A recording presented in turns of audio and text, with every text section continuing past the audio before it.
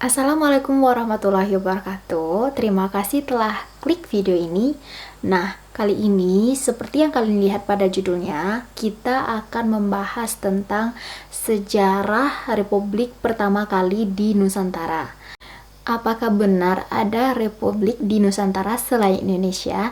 Nah, untuk menjawab rasa penasaran teman semua, aku bakalan kasih tahu bagaimana sejarahnya republik ini berdiri. Ini aku bahas karena aku sangat tertarik dengan sejarah yang katanya republik pertama kali di Nusantara sebelum adanya negara Indonesia atau negara Republik Indonesia. Nah, untuk mengetahui hal ini lebih lanjut, kalian harus wajib nonton ini sampai selesai ya. Sebelum kita mulai ceritanya, kalian harus komen, like, subscribe, and share ke semua media sosial yang kalian punya. And let's move on to the story. Dimana jauh sebelum adanya Republik Indonesia, itu ada namanya Republik Langfang. Republik Langfang ini adalah sebuah negara Hakka, kelompok Tionghoa Han yang terbesar di Republik Cina.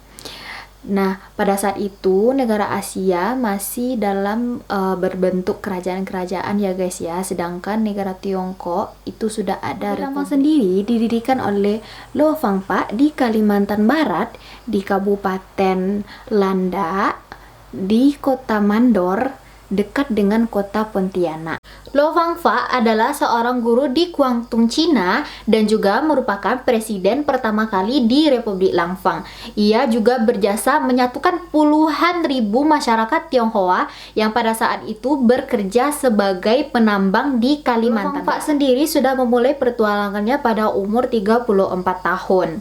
Dia menyusuri pesisir pantai Vietnam hingga akhirnya bisa ke Kalimantan Barat, di mana Kalimantan Barat pada saat itu adalah wilayah Kesultanan Sambas. Kok bisa ya masyarakat Tionghoa pada saat itu bisa bekerja sebagai penambang di kerajaan Nusantara? Ternyata itu adalah tren dari kerajaan-kerajaan Melayu pada saat itu, yaitu memperkerjakan rakyat Cina atau Tionghoa untuk menjadi penambang di tambangnya. Karena sifat orang Cina itu yang rajin dan tekun, mereka menganggap orang Cina lah yang bisa mengelola pertambangan mereka, guys. Karena tren yang dilakukan oleh para kesultanan pada saat itu, maka banyaklah rakyat Tionghoa di Kalimantan Barat. Mereka diperkerjakan sebagai penambang di pertambangan para Setelah sultan. Beberapa tahun bekerja di kawasan Mandor, akhirnya mereka menemukan suatu tempat yang mempunyai banyak emas, tetapi tempat itu tidak terlalu jauh dari kawasan Mandor. Setelah beberapa tahun bekerja di kawasan Mandor, akhirnya mereka mengira ada suatu tempat yang mempunyai banyak emas. Tempatnya tidak terlalu jauh dari kawasan Mandor, akan tetapi tempat tersebut berada di kawasan Kesultanan Sambas.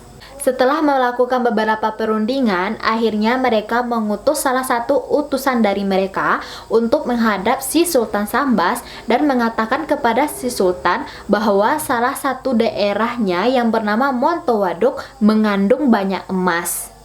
Nah, mereka bilang lah tuh pas sama Sultan Sambas, Sultan, di salah satu kawasan Sultan ini ada mempunyai banyak emas, Sultan. Boleh nggak kami menambang di sana? Oh, itu lokasinya di mana? Kata Sultan Sambas kan. Oh, itu di Montowaduk, Sultan.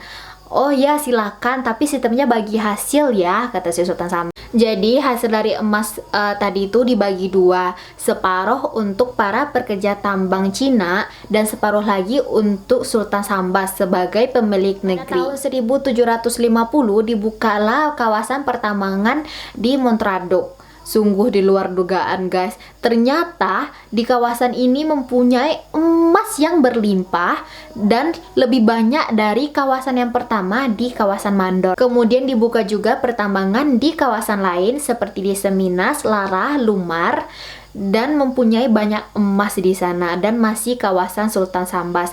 Dampak dari hal tersebut, makin banyaklah penduduk Cina nih yang datang ke wilayah khususnya Kesultanan Sambas. Pada tahun 764 itu, pada Kesultanan Sambas kelima, Umar Akamadin itu mendatangkan gelombang Cina yang terbanyak kepada kawasan Sultan Sambas.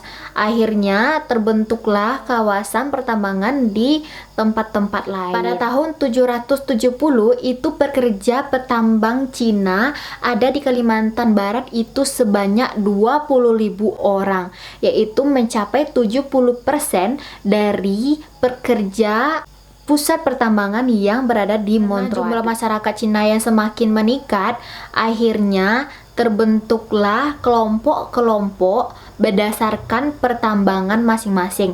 Misalkan kayak pertambangan yang berada di Montreux nih, ini mereka di sini.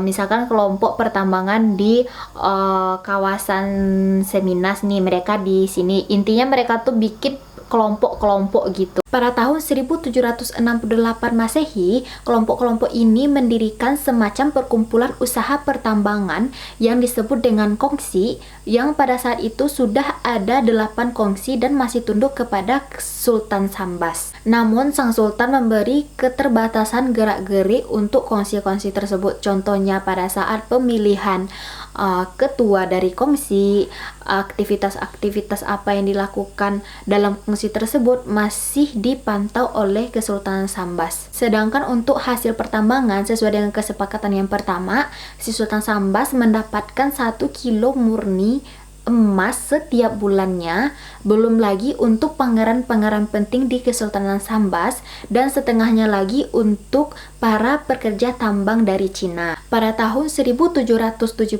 Masehi, mulailah terjadi pembangkangan yang dilakukan oleh kongsi-kongsi yang berada di wilayah Kesultanan Sambas. Mereka menolak untuk memberikan emas sebanyak 1 kilo kepada Sultan Sambas dan hanya bersedia memberikan setengah kilo dari kesepakatan yang pertama.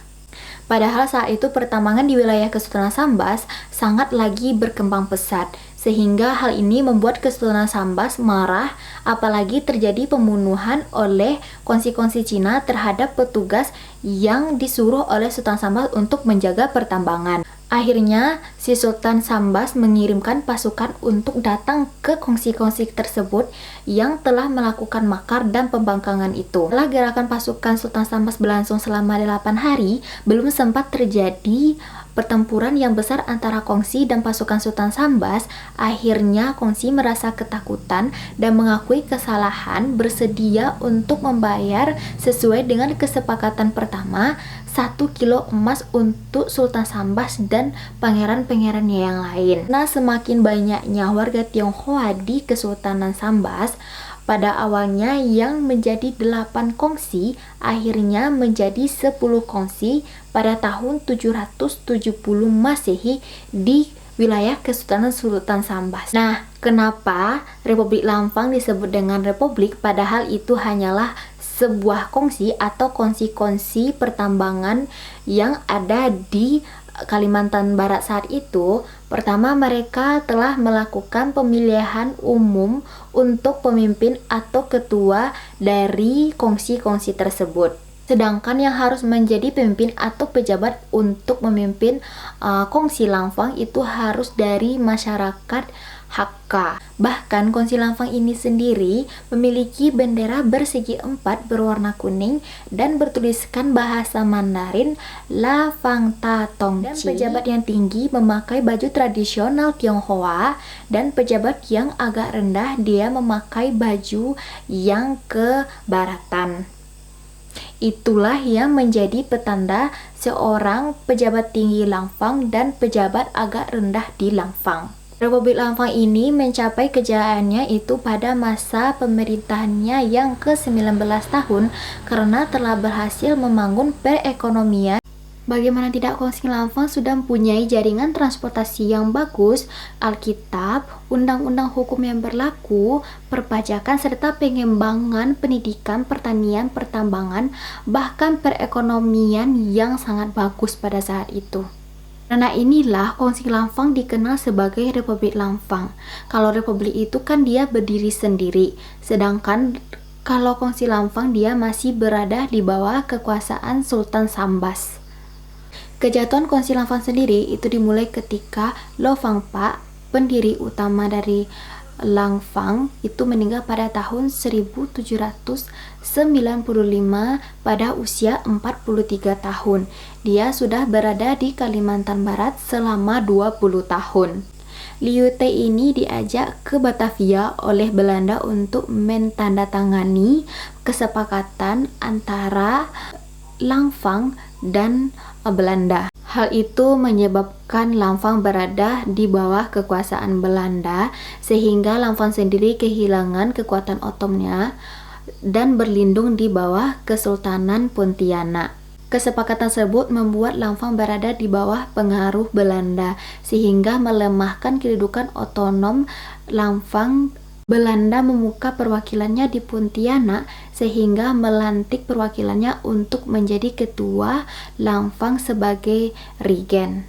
Dan ketua Langfang yang terakhir, dia lari ke Sumatera untuk melarikan diri dari Belanda sebagai warga biasa. Sepenggal cerita dari Kongsi Langfang ya guys ya, atau yang kita kenal selama ini dengan Republik Langfang.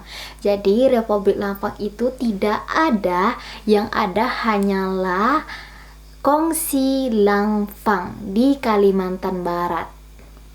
Seperti yang kita ketahui ya, kalau republik itu dia berdiri sendiri, sedangkan Kongsi Langfang masih berada di bawah kekuasaan Sultan Sambas. Nah, jadi Republik Langfang itu bukan republik ya guys ya, melainkan kongsi yang diubah menjadi republik oleh sebagian orang karena sudah memiliki struktur pemerintahan yang seperti republik. Terima kasih yang telah menonton, and see you next video. Bye guys.